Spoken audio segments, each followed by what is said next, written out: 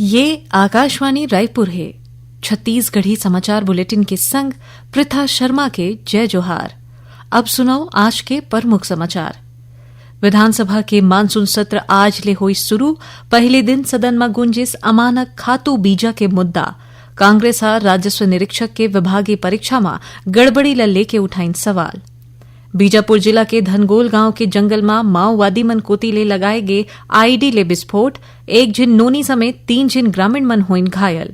आउ मौसम विभाग काली प्रदेश के कतकुन जगह में गरज चमक के संग छीटा पड़े के जताइन संभावना। बिलासपुर और सरगुजा संभाग में हो सकत है भारी बरसा। अब समाचार विस्तार ले। छत्तीसगढ़ विधानसभा के मानसून सत्र आज ले शुरू हो गए है। आज पहली दिन सदन में छत्तीसगढ़ के पूर्व राज्यपाल शेखर दत्त और अविभाजित मध्य प्रदेश के पूर्व मंत्री राजा सुरेंद्र बहादुर सिंह श्रद्धांजलि देगी। मुख्यमंत्री विष्णुदेव साय, नेता प्रतिपक्ष डॉ चरणदास महंत, संसदीय कार्य मंत्री केदार कश्यप और पूर्व मुख्यमंत्री भूपेश बघेल समेत सदन में पूर्व राज्यपाल शेखर दत्त और पूर्व मंत्री राजा सुरेंद्र बहादुर सिंह के योगदान ला सुरता करें और 2 मिनट के मौन रख के उमन ला श्रद्धांजलि दें। जेकर बाद विधानसभा अध्यक्ष डॉ रमन सिंह शोक संदेश ला पढ़िन। श्रद्धांजलि दे के बाद विधानसभा अध्यक्ष सदन की कार्यवाही ला 10 मिनट बर स्थगित कर दे रही। प्रश्नकाल के शुरुआत में भाजपा विधायक राजेश मुनत राजस्व निरीक्षक के विभागीय परीक्षा में गड़बड़ी के मामला ला सदन में उठाइन। जवाब में राजस्व मंत्री टंकराम वर्मा बताइन कि राजस्व निरीक्षक के विभागीय परीक्षा के जांच ईओडब्ल्यू ले कराए जाते और जांच रिपोर्ट आए के बाद दोषी मनु पर सख्त कार्रवाई करे जाए। एकर बाद पूर्व मुख्यमंत्री भूपेश बघेल राजस्व मंत्री ले ए परीक्षा के जांच ला सीबीआई ले कराए के मांग करीन।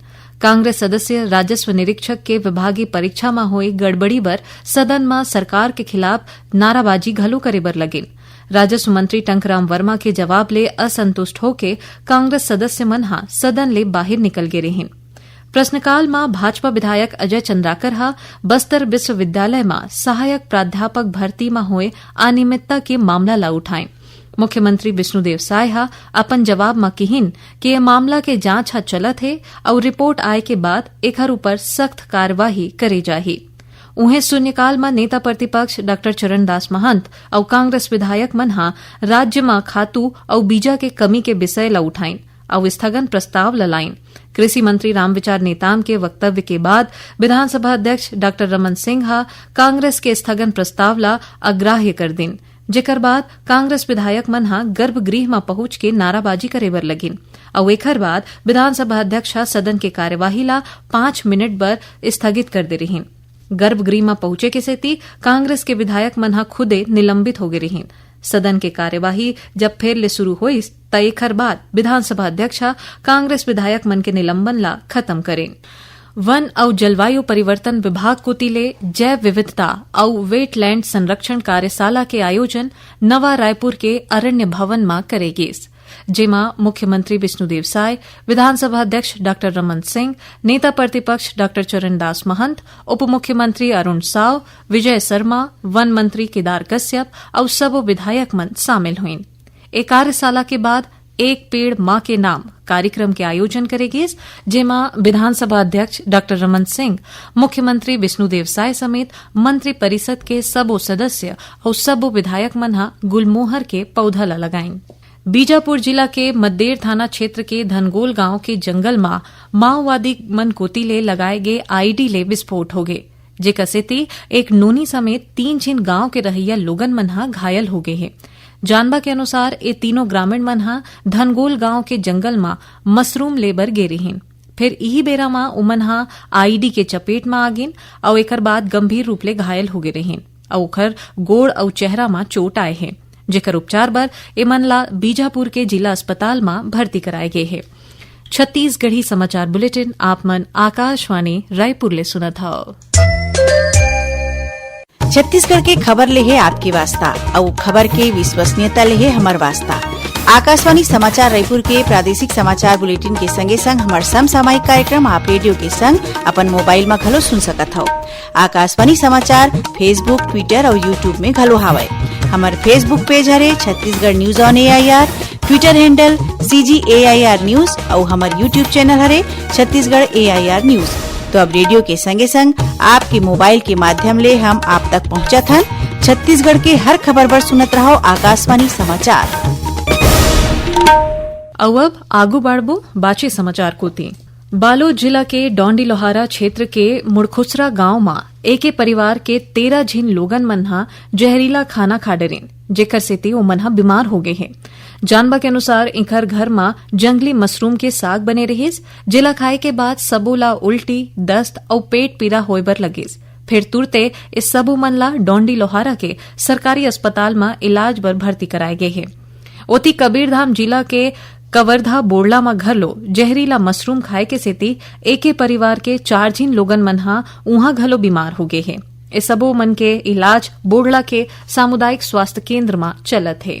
छत्तीसगढ़ व्यावसायिक परीक्षा मंडल व्यापम कोतिले होए उप अभियंता सिविल और विद्युत यांत्रिकी भर्ती परीक्षा में अत्याधुनिक उपकरण ले नकल कराए के मामला आगू आए है।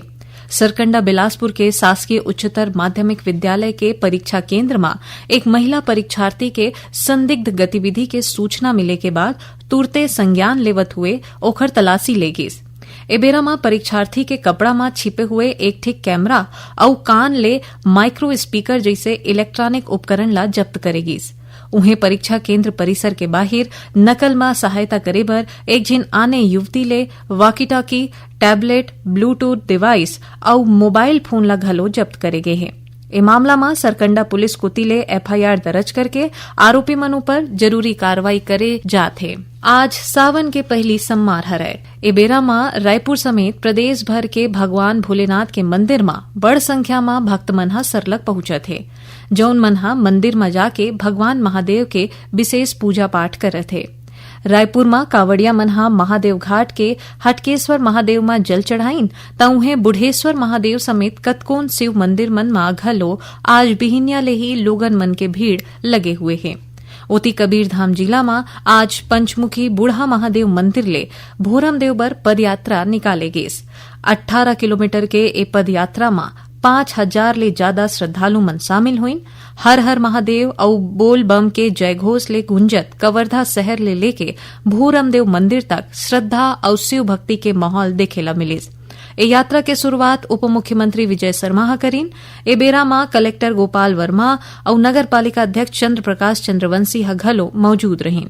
एसो नर्मदा के पवित्र जल ले भोरम देव के अभिषेक करे जाही, जेकर बर जिला प्रशासन कोती ले 600 पाकेट नर्मदा जल के विशेष व्यवस्था करे गे है। ए पदयात्रा में भगवान शिव के कतकोन रूप में तैयार करे गे झांकी मनहा घलो मुख्य आकर्षण के केंद्र रही।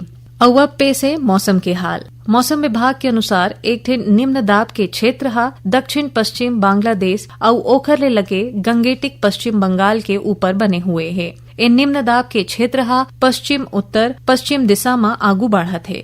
एकर ले लगे हुए एक ठेन चक्रवाती घेरा दक्षिण पूर्व गंगेटिक पश्चिम बंगाल और ओखर ले लगे बांग्लादेश के ऊपर बने हैं, जेकर अवैया 24 घंटा और प्रबल होए के संभावना है। एकर असर ले प्रदेश में काली कतकोन जगह में हल्का ले मध्यम वर्षा होए या फिर गरज चमक के संग छींटा पड़े के घलो संभावना है। उन्हें उत्तरी छत्तीसगढ़ के कुछ एक जगह में हवा गरेर, गाज गिरे और भारी वर्षा घलो हो सकत है। एती भारी वर्षा के क्षेत्र सरगुजा संभाग और ओखर ले लगे बिलासपुर संभाग के जिला में भी हो सकत है। आखिरी में प्रमुख समाचार एक घाव फेर। विधानसभा के मानसून सत्र आज ले हुई शुरू। पहले दिन सदन में गुंजिस अमानक खातू बीजा के मुद्दा। कांग्रेस राजस्व निरीक्षक के विभागीय परीक्षा में गड़बड़ी लले के उठाइन सवाल। बीजापुर जिला के धनगोल गांव के जंगल में माओवादी मन कोती ले लगाए गए आईडी ले विस्फोट। एक झिन नोनी समेत 3 झिन ग्रामीण मन होइन घायल। और मौसम विभाग काली प्रदेश के कतकोन जगह में गरज चमक के संग छींटा पड़े के जताइन संभावना। बिलासपुर और सरगुजा संभाग में हो सकत है भारी वर्षा। एकरे संग छत्तीसगढ़ी समाचार बुलेटिन इहे सिरावत है। जय जोहार।